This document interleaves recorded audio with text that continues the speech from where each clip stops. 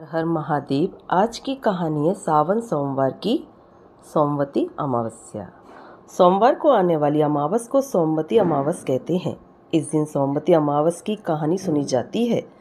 सोमवती अमावस के दिन पीपल व तुलसी की जल, मौली, रोली, चावल, चंदन, सिंदूर, फूल, प्रसाद, वस्त्र व दक्षिणा से पूजा की जाती है। धूप दीप कर 108 फल या साग या कुछ भी पीपल को चढ़ाए जाते हैं। इसके बाद सोमवती अमावस की कहानी सुनी जाती है और 108 या 8 परिक्रमा दी जाती हैं। 13 चीज़ें सोमवती अमावस को ब्राह्मण को दे दी जाती हैं। सोमवती अमावस की कहानी। एक साहूकार के 7 बेटे, 7 बहू और एक बेटी थी। साहूकार के घर एक जोगी भिक्षा मांगने आता था। जोगी को साहूकार की बहू भिक्षा देती थी तो वह ले लेता था, लेकिन जब बेटी भिक्षा देती तब भिक्षा नहीं लेता और कहता कि बेटी सुहागन तो है पर इसके भाग्य में दुख लिखा है। ये बात सुन सुनकर बेटी को चिंता होने लगी और उसका शरीर कमज़ोर होने लगा।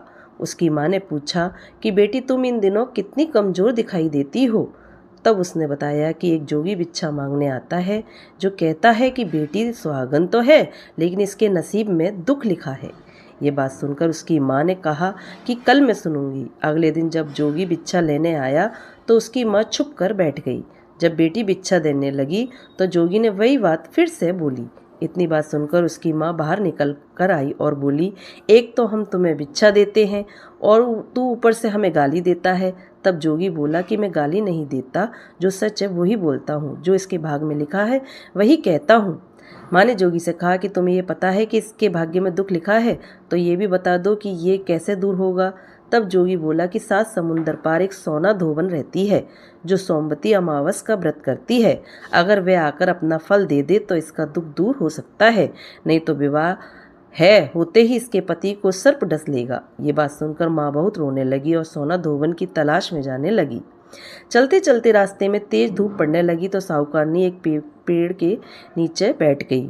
उस पीपल के पेड़ में एक गरुड़ पक्षी का घोंसला था जिसमें गरुड़ का छोटा बच्चा था। साहूकारनी को घोंसले के पास एक सांप जाता दिखाई दिया तो उसने उस गरुड़ के बच्चे को बचाने के लिए उस सांप को मारकर ढाल के नीचे रख दिया। जब गरुड़ और पंखनी आए तो घोंसले के पास खून को देखकर क्रोधित हो उठे और साहूकारनी को चोंच मारने लगे। तब साहूकारनी बोली कि मैंने तो तुम्हारे बच्चे की जान बचाई है। ये सर्प तुम्हारे बच्चे को डसने वाला था तो मैंने इसे मारकर गिरा दिया। गरुड़ ने सर्प की ओर देखा और कहा, तुमने हमारे बच्चे की जान बचाई, अब तुम्हें जो मांगना है मांगो। तब साहूकारनी बोली कि तुम्हें 7 समुंदर पार सोना धोबन के घर छोड़ कर आओ। गरुड़ ने साहूकारनी को अपनी पीठ पर बैठाकर 7 समुंदर पार सोना धोबन के घर छोड़ाया। वहां जाकर साहूकारनी ने सोचा कि सोना धोबन को कैसे राजी किया जाए।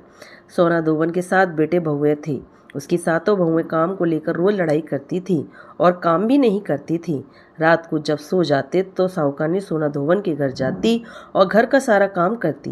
गांव को नहलाती, घर की सफाई करती, रसोई का काम करती, चौका बर्तन करती, आटा पीसती, कपड़े धोती, पानी भरती और दिन होने से पहले ही चली जाती। बहुएं सोचती कि ये सारा काम कौन कर रहा है, लेकिन कभी भी एक दूसरे से पूछती नहीं कि ये सब काम कौन कर रहा है। एक दिन धोबन ने कहा कि तुम आजकल लड़ती भी नहीं हो, काम भी ठीक कर रही हो। तो बहुओं ने कहा कि सासू जी, काम तो हमें ही करना पड़ता है, चाहे हम लड़कर करें या राजी से करें, इसलिए लड़ाई करने का क्या फ़ायदा। सोना धोबन ने सोचा कि आज देखा जाए कि कौन सी बहू काम करती है, और वह रात को सोई नहीं। उसने देखा कि एक रात को एक स्त्री आई और पूरा काम करके जाने लगी। तो सोना धोबन ने बोला कि तुम कौन हो और तुम्हें ऐसी क्या ज़रूरत है जो तुम इतना काम कर रही हो। साहूकारनी ने कहा कि ज़रूरत है तभी तो इतना सारा काम कर रही हूँ। सोना धोबन ने पूछा कि तुम्हें क्या चाहिए। साहूकारनी बोली कि पहले मुझे वचन दो तब बताऊं। सोना धोबन ने वचन देकर कहा कि आप बताइए। साहूकारनी बोली कि मेरी बेटी के भाग्य में दुख लिखा हुआ है, इसलिए आप चलकर उसे सुहाग दें और सोमवती करें। सोना धोबन अपनी बेटे बहू से बोली कि मैं तो साहूकारनी के साथ जा रही हूँ, यदि पीछे से तुम्हारे पिताजी खत्म हो जाएं तो तेल घी के कूप में डाल कर छोड़ देना। फिर दोनों जनी साहूकारनी के घर चली जाती हैं। साहूकार की बेटी का ब्याह होने लगा। दूल्हा फेरों में बैठ गया। सोना धोबन दूल्हे के घुटने के पास कच्चा करवा रखा, उसमें दूध डाला और तात का तार लेकर बैठ गई। थोड़ी देर बाद सांप दूल्हे को ढसने के लिए आया। सोना धोबन ने करवा आगे रखा और तार से बांध लिया, लेकिन दूल्हा डर के मारे मर गया।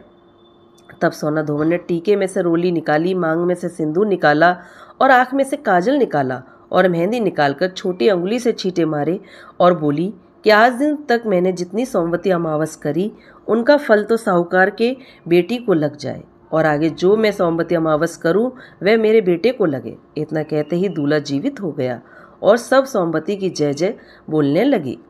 सोना धोवन वापस जाने लगी तब साहूकारनी बोली कि तुमने मेरे जवाई को नया जीवन दान दिया है, इसलिए कुछ भी मांगो। वह बोली कि मुझे तो कुछ नहीं चाहिए, सिर्फ एक हांडी दे दो। वह हांडी लेकर चली जाती है। रास्ते में सोमवती आती है तो हांडी का 108 परिक्रमा लगाकर पीपल के पेड़ के नीचे गाड़ कर घर आ जाती है। घर आकर देखती है तो उसका पति मरा हुआ तेल और घी के कूप में पड़ा है। तब वह टीका में से रोली निकाली, मांग में से सिंदूर निकाला, आँख में से काजल निकाली, नुम्बा में से मेहंदी निकालकर चिटली उंगली से छींटे दिए और बोली मैंने जो रास्ते में सोमवती की है उसका फल मेरे पति को लगे।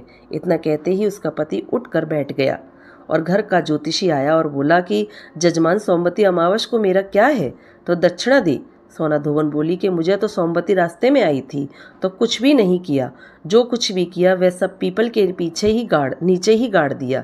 दूसरे ब्राह्मण ने जाकर खोद कर देखा तो 108 और 13 सोने के चक्कर मिले।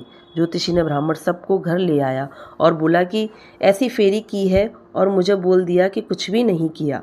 सोना धोवन बोली यह तो तुम्हारे भाग से हुआ है, इसलिए इसे तुम ही ले जाओ। ब्राह्मण बोला कि मेरी तो इसमें चौथी पाती है, बाकी आपका मन हो उसे दे देना। सारी नगरी में बोल दिया गया कि सब सोमवती अमावस का व्रत कीजिए।